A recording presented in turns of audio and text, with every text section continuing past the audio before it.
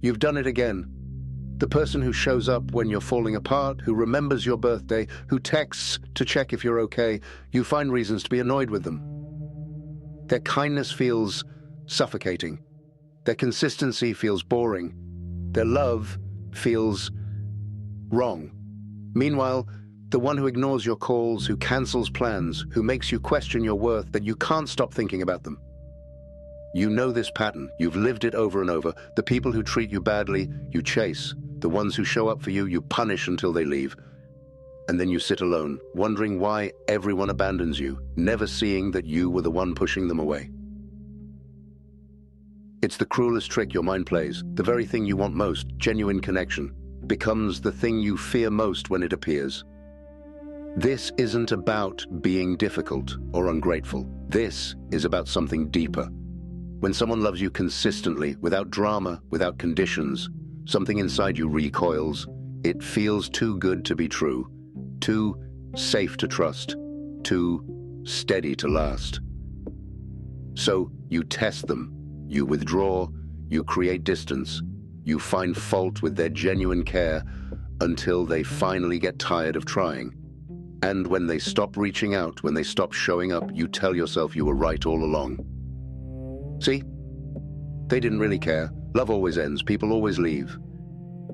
But here's what you don't see. You've been orchestrating your own abandonment, creating the very rejection you claim to fear. You push away love because somewhere deep down you believe you don't deserve it. And if you don't deserve it, then it must be fake. It must be temporary. So better to end it first. 2,000 years ago, a slave named Epictetus knew exactly why you do this. He had been beaten by his master, crippled, owned. He had lost everything a person could lose. And in that loss, he discovered something that would change how humans think about love and attachment forever. Epictetus understood that we push away genuine love not because we're broken, but because we're afraid. Afraid of the pain that comes when love is taken away. When you are going to meet someone, he told his students, say to yourself, this person might die today. This relationship might end tomorrow. Not to be morbid, but to love without the desperate clinging that destroys what we're trying to hold on to. He saw his students make your mistake over and over, rejecting the present gift of love because they feared the future pain of loss. Here's what Epictetus knew that you're still learning. When you push someone away, you're not protecting yourself from heartbreak. You're just choosing a different kind of pain, the slow ache of loneliness, instead of the sharp cut of loss. We are disturbed not by things, Epictetus wrote, but by our judgments about things.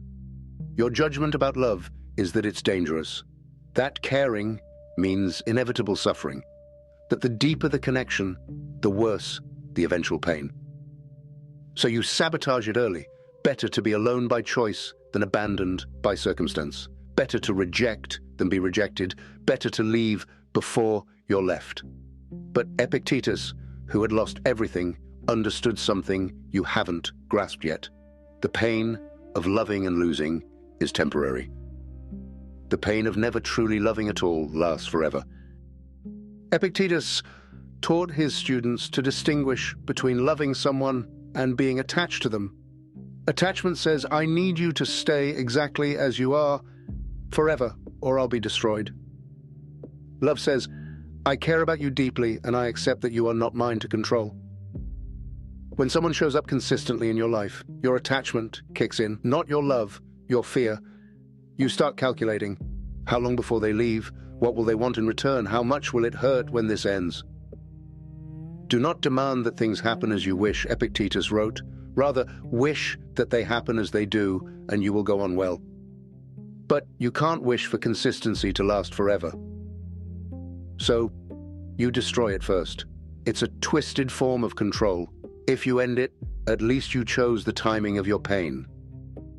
At the core of this pattern is a belief so deep you might not even know it's there. I am not worthy of unconditional love. When someone treats you badly, it confirms this belief. See? This is what I deserve. This is what love actually looks like. conditional, unpredictable, painful. But when someone loves you well, it challenges everything you believe about yourself. It whispers that maybe you are worth showing up for, worth remembering, worth choosing. And that possibility is terrifying.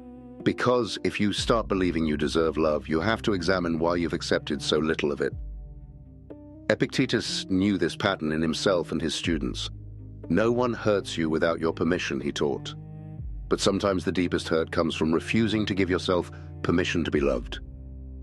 There's another reason you chase the ones who hurt you and push away the ones who don't. Drama feels like depth. Intensity feels like intimacy. The emotional chaos of an unhealthy relationship feels more real than the steady presence of a healthy one.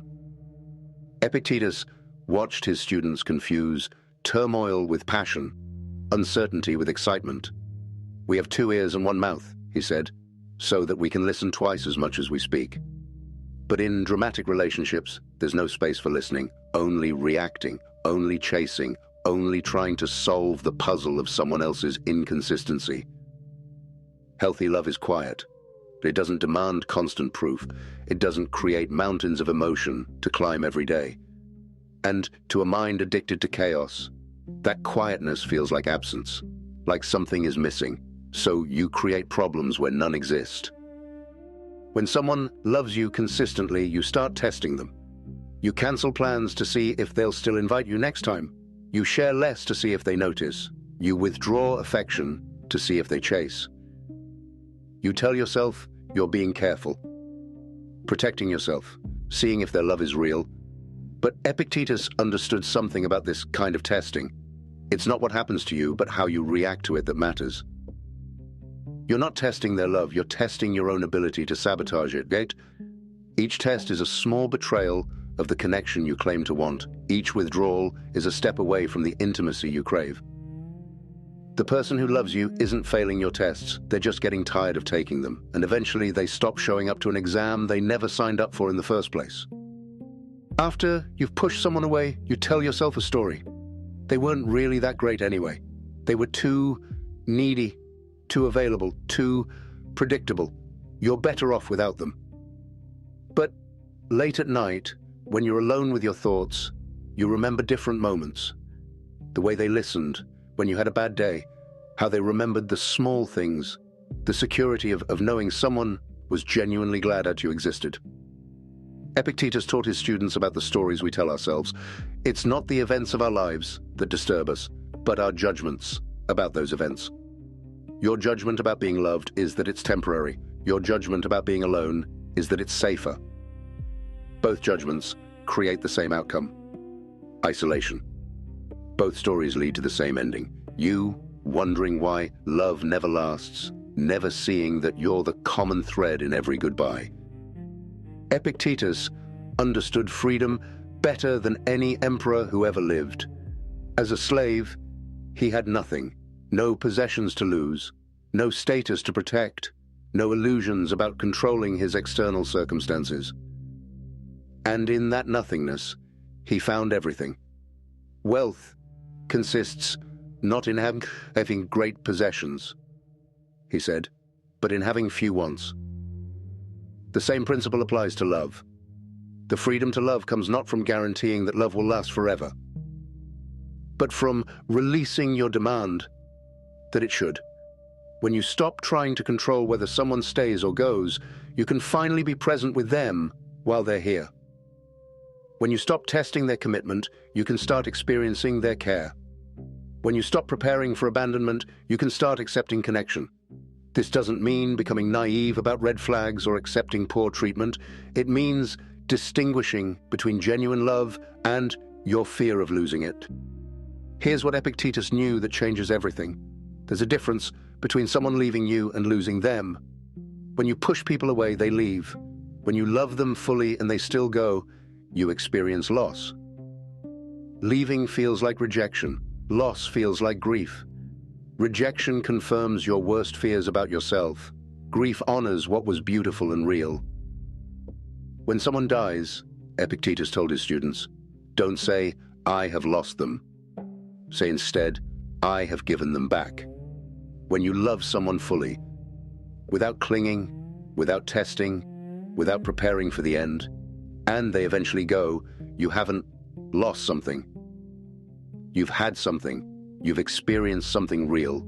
You've been changed by connection instead of protected from it. The pain is different. It's cleaner. It doesn't leave you wondering what you did wrong or why you weren't enough. Epictetus taught his students a daily practice. When you wake up in the morning, tell yourself, today I shall be meeting with interference, ingratitude, insolence, disloyalty, ill will, and selfishness. This wasn't pessimism. It was preparation for being present anyway. Apply this to love. Today, someone might show you genuine care. They might be consistent, available and kind. Your impulse will be to find fault with it, to question it, to prepare for when it ends. But what if instead you practiced presence? What if you let their care be exactly what it appears to be? Not a trap, not a test, not a temporary illusion, just someone choosing to show up for you today. This is terrifying because it requires you to be vulnerable, to receive without immediately calculating the cost, to let yourself matter to someone without controlling how long it lasts. Every person you've pushed away represents a grief you refuse to feel. The grief of knowing that everyone you love will eventually be gone, that every relationship has an expiration date, that nothing beautiful lasts forever. Epictetus lost everything and everyone, but he understood that avoiding this grief doesn't make you stronger. It makes you smaller. It shrinks your capacity to love. It turns you into someone who lives in constant preparation for pain instead of presence with joy. Don't ask that events happen as you want them to, he wrote. Want them as they happen, and everything will be well. This includes wanting the temporary nature of love, wanting the risk, wanting the uncertainty. Not because you're masochistic, but because the alternative, never truly connecting at all, isn't actually protection. It's just a longer, lonelier form of suffering. Think about the people you've pushed away over the years. The friend who stopped calling after months of unreturned messages, the partner who got tired of being held at arm's length, the family member who stopped trying to connect. In your version of the story, they proved they didn't really care. But what if that's not what happened? What if they stayed as long as they possibly could? What if they fought for the connection until fighting became self-destruction? Epictetus taught his students about duty and roles. Remember that you are a principal work, a fragment of divinity. The people who loved you saw that divinity even when you couldn't. They stayed not because it was easy, but because they recognized something worth staying for. They didn't leave because you weren't lovable. They left because loving someone who won't let themselves be loved eventually becomes impossible. There's a kind of courage required to receive love that we rarely talk about. It's not the courage to give that feels noble, generous, safe. It's the courage to let someone else give to you. To be seen in your need, to be chosen despite your flaws, to matter to someone without earning it. Epictetus understood this. No great thing is created suddenly, he said. The capacity to receive love is built slowly, day by day, choice by choice. Each time someone shows up for you, you have a choice. Push them away or practice receiving. Create distance or risk closeness. Prepare for abandonment or be present with care. The courage to receive doesn't guarantee that love will last forever, but it guarantees that you'll actually experience it while it's here. And that experience changes you. It rewrites the story about what you deserve. It proves that connection is possible even if it's temporary. Here's the paradox Epictetus understood about love. The more you try to control it, the less of it you have. When you push someone away to avoid future pain, you guarantee present pain. When you test their commitment, you weaken it. When you prepare for them to leave, you give them reasons to go. Some things are within our power, while others are not. Epictetus wrote in the very first line of the Enchiridion, whether someone stays in your life is not within your power. How you treat them while they're here is. Whether they love you forever is not within your power.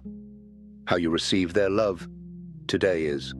Whether they'll hurt you eventually is not within your power. How you respond to their current kindness is. When you focus on what you can't control, their future choices, you miss what you can control, your present response. Starting now, try something different. The next time someone shows you genuine care, when they check on you, remember something important. Make time for you. Resist the urge to find fault with it. Instead, practice what Epictetus called preferred indifference. You can't control whether their care continues forever. That's indifferent to your ultimate well-being. But you can prefer it. You can appreciate it. You can receive it gracefully while it's offered. When someone is properly grounded in life, Epictetus said, they shouldn't have to look outside themselves for approval. This doesn't mean isolation. It means your worth doesn't depend on their love lasting forever. You can receive it as a gift, not a necessity. You can let yourself matter to them without making their opinion the foundation of your identity. You can be grateful for their presence without being destroyed by their eventual absence. Epictetus taught his students to meditate on loss, not to become morbid, but to become present. When you kiss your child goodnight, he said, tell yourself, tomorrow they may be gone. Not to live in fear, but to fully experience this kiss. Apply this to everyone who loves you. The friend who texts to check on you, someday they might not. The family member who calls regularly, someday that phone might not ring. The partner who chooses you daily, someday that choice might change. This isn't meant to make you paranoid. It's meant to make you grateful. When you truly understand that everything is temporary, you stop taking love for granted. You stop pushing it away. You stop testing it and start treasuring it. The fear that love will end can either paralyze you or liberate you. It paralyzes you when you use it as a reason to never fully love. It liberates you when you use it as a reminder to love completely right now. Some of the people you pushed away are gone forever. That's part of this lesson. But some are still there, waiting at a distance, hoping you'll remember how to let them close. Epictetus believed in the power of today to change everything. Don't explain your philosophy, he said. Embody it. You can't undo the pushing away, you can't take back the tests and the distance and the rejections, but you can stop doing it now. You can reach out to someone you've been holding at arm's length, not with explanations or apologies for your pattern, but with presence. You can answer the phone when they call. You can accept their invitation. You can let their care be real instead of temporary. You can practice receiving love like it's a skill, because it is, like it's medicine, because it is, like it's the very thing your soul has been starving for, because it is. Epictetus spent his life teaching one essential truth. You are not your circumstances. You are not your past rejections. You are not your fear of future abandonment. You are not the voice that whispers you're unworthy of love. You are the one who can choose in this moment to receive what is offered, to be present with care when it appears, to love without the guarantee of forever. The people who genuinely love you, they're not trying to trap you or test you or hurt you eventually. They're just human beings who recognize something in you worth showing up for, something worth choosing, something worth their time and attention and care. Let them love you, not perfectly, not forever, not without the risk of pain, but really, fully. Now, these are the echoes of Epictetus, and they were always meant for you.